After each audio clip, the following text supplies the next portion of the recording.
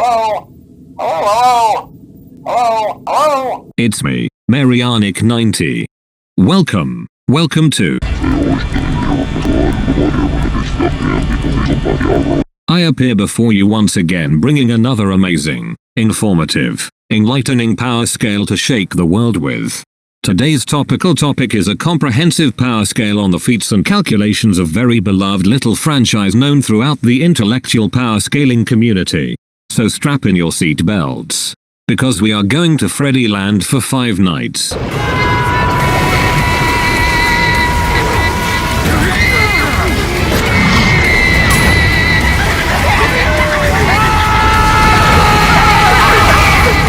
To understand the lore and feats of the incredibly powerful 5 Nights at Freddy's franchise and its colorful characters, we need to go back in time, to where it all started. Back to the roots of this series about haunted robot animals and unsanitary pizza chains. 5 Nights at Freddy's, or how it's better known in the States, FNaF, had humble childhood. After the critical and commercial failure of some chipmunk game, FNaF franchise was born from the dark mind of a computer nerd, alleged right-wing fanatic and possible closet furry, Scooter Carton, better known as one of the 4 horsemen of the apocalypse. Like a mad scientist that he is, Scott infused his indie horror game with just the right amount of atmosphere, mechanical depth, marketable faces, and fan baiting, to make FNaF into multi-billion-dollar cash cow that it is today.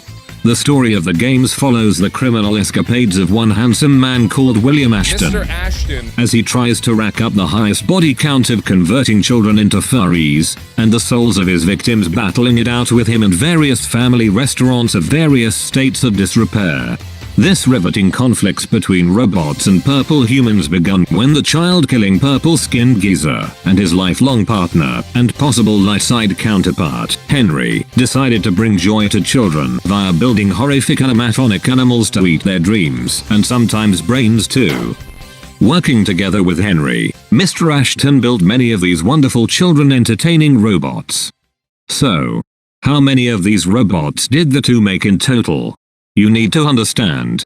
These men. But then something happened. Some accident that changed Mr. Ashton forever. I don't have a clean answer to that. The point is, however, that he went on a murdering spree, and the souls of his victims possessed 5 of the original animatronics that we all know and love today.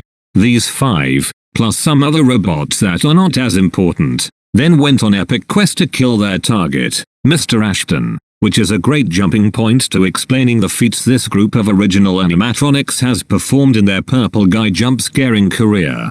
So let us review the world-ending terrors they've endured, the metafictional menaces they have taken on, by directing our attention towards the most horrific place this franchise has to offer. After the surprise popularity and mainstream acclaim FNaF received drove people to the gates of Scott Accoington's mansion asking when was the next installment of the FNaF gonna drop, like if they were Yu-Gi-Oh Abridged fans. The developer of the indie title was not pleased with his life choices. Apparently FNaF's crazy fandom ended up annoying him so much that he shat on his mouth and regurgitated out the eldritch abomination known as FNaF World, in order to get revenge on future generations and to ruin fun and breathable air for everyone, more than 4 years before Masahiro Sakurai attempted the same. In this game, bunch of crazy crap happens. The worst feat FNaF cast has is of archaic Golden Freddy destroying the entire universe by pure accident. Yes, that is the worst feat we are talking about here. Animatronics are shown to warp reality with references and memes and casually make normal biplanes fly so fast that they outspeed the stars on the background at 79.970 times the speed of light. Yes, there are people who calc this crap. Since Scott used drugs so heavily while coding the game that not only was it barely playable upon launch, one of the story elements ended up including animatronic gang fighting giant robots and an obnoxious sentient magic rainbow. As many of you might have skipped the rainbowology classes in high school, allow me to explain. It's a fucking rainbow. Have you ever tried to touch a rainbow? It is made of colors. You can't touch color, yet these bastards kick the shit out of one, proving that they are well beyond our understanding of physical world and logic. hey dude, they're not our laws. Physics laws apply to the whole universe. Not for these guys, they don't. The characters in this game and ones to follow also start showing metafictional abilities by cracking the code of the very game world they live in, by going through some tunnely ass glitches where Old Man Consequences resides, a creature representing consequences of players interacting and trying to break the game. Chip and Dale from Coping Cartwheel's first failed game he got his lunch poured on him for is also found in the game as universe-hopping meta being with power to destroy FNaF as a franchise, whom the animatronics kill too. At some point, Scottman's self-hatred for making this abominable franchise boiled over so strongly that he decided to code himself into the game. And sure enough, there he is, the god who created Five Nights at Freddy's using a ClickTeam Fusion program sitting on the desktop of his Windows 10. He is in FNaF World a secret final ultimate boss. The being that sees the entire verse as fiction, who claims to be puppet master deciding everything in the verse that he made. Let me be a bit hyperbolic here. If you, a being from the real world such as Scooper Cardboard, were to insert yourself into a fictional story and go into a world that from your point of view does not even exist, you would transcend it in every possible way, as everything is just a story and not real. The world, the multiverse, the timeline, the outerverse of the story of FNaF. No, its very franchise is all mere fiction to you. You would be ultimate being outside the very narrative even high outer beings like Trueform Darkseid, SMT Gods, and Reinhardt are written into. This takes the cake from even the string theory soup. Scott created entire metafictionally transcendental story and wants to play with it, like the God Almighty. Even saying out loud that he views his characters as code that he can take apart. But, if he's truly beyond fiction, then who pray tell is strong enough to say no to this cosmic despot of omnipotent might? Well, the regular old ass animatronics simply tell him to f off and kill the shit out of his puny god ass. Not only do they kill God Scottish caricature, they also end the life of his cyborg head in a jar. No, I don't get it either. Regardless, this scales everyone in the verse above fictional transcendence, as well as above time, space, platonic concepts, and the entirety of the speed meter. It's like saying someone is stronger than the color blue. Like, what the fuck is that even supposed to mean? This is what that means. This applies to William Purple Guy Ashton and Henry as well, as they are superior to the animatronics, seeing to how they crafted them by hand. Moving along the timeline, the next important piece of the scaling chain is Sister Location, where we meet the vastly superior sci-fi animatronics, led by Baby, who in an earth-shaking twist kills Henry, aka their foremost creator, possibly without even the aid of her giant scoop claw that she uses to rape little children, proving that the pecking order goes like this. All of fiction. Scott Corton. Regular shit-stained animatronics who beat him. Henry. Baby and the Funtime animatronics. Ennard, the flying spaghetti monster that is fusion of all 5 Funtime animatronics. And then, a door. NANI? That's right everyone, a door. But not just any old door, it is the chaddest piece of human achievement since the dawn of civilization. Not only can it create new possibilities by allowing passage to other rooms in the house via opening itself, its protective capabilities are also off the chart, as when closed, it can tank animatronic attacks for eternity, no matter the time period or the game in question. Think about it, no matter how much Foxy bonks against it or how edgy the nightmare death metal animatronics look, they can't damage nor even dent the door. It is completely invulnerable and indestructible. The door is obviously the true menace of the franchise, and should get all the bitches. Even world's leading FNaF forensics are puzzled by these doors beyond infinite capabilities. Beyond even the seemingly omnipotent cosmological structure transcending every power in the verse, sits another chatty inanimate object. The Infernal Fan. As it has the supreme power to drain the energy of the door, leaving security guards without anti-animatronic protection since 1987. There's also that mystery box that is so durable that it cannot be opened by anyone in the verse. What are mystery boxes but stories? Maybe some things are best left forgotten, like that FNaF 4 ever happened. Or the fact that the FNaF movie will be stuck in development hell till it hits theaters and Disney Plus presumably on year 2049. Anyways, back to the lore side of the things. We are almost on the finish line of this power iceberg. Mr. Ashton jobbed to some ghosts in his Lego basement and became a furry, like 90% of this franchise's characters have, and his one remaining son became a purple immortal zombie, proving that even low tiers of the verse are hacked as fuck. By that time, Henry had already defeated his less impressive creation, the evil Mickey Mouse at Incopolis, and returned to defeat Ashton for one final time.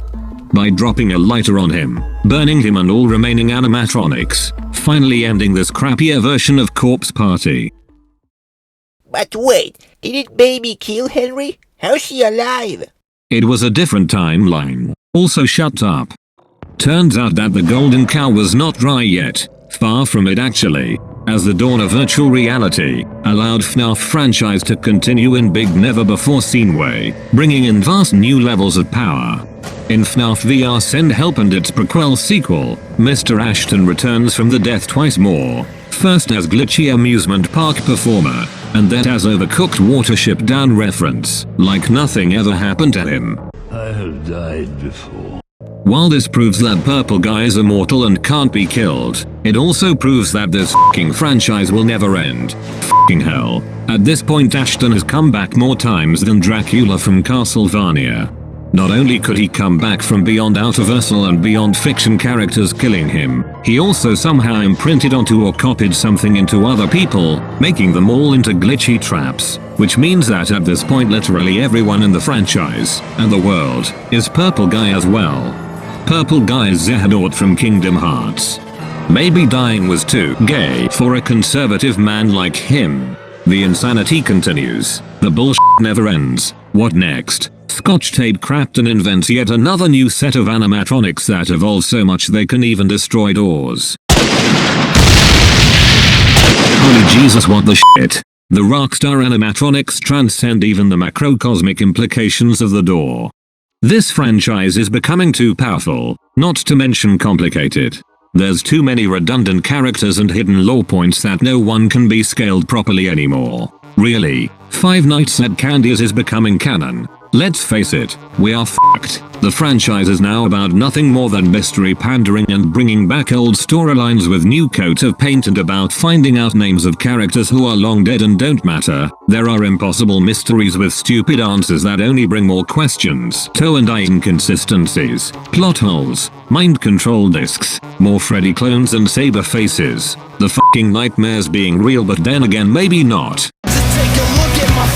Everything revolves around how Scott's OC #do not steal Cassidy is super important to everything, and how we've gradually transitioned from ghost revenge story to a story about Purple Guy's dumbass family becoming robots, to him and every mentionable returning as glitch ghost to do it all over again. Fuck you. Scott or whoever is running the show nowadays is breaking everything and shitting over its ruins in his dumbass quest to transition from multi-million game developer to D-tier booth author, all the while jumping an ocean full of sharks at every turn with body stealing or cloning animatronics. Bet you didn't see that coming, with newer games suggesting him disowning past events as lies in an universe perpetually stuck in 80s fab disco era, making us all pull hairs figuring out the timeline or why the fuck someone keeps building these fucking murder pizzerias again on top of haunted houses. When did our lives turn out like this? It's all like some sick joke played on us from above.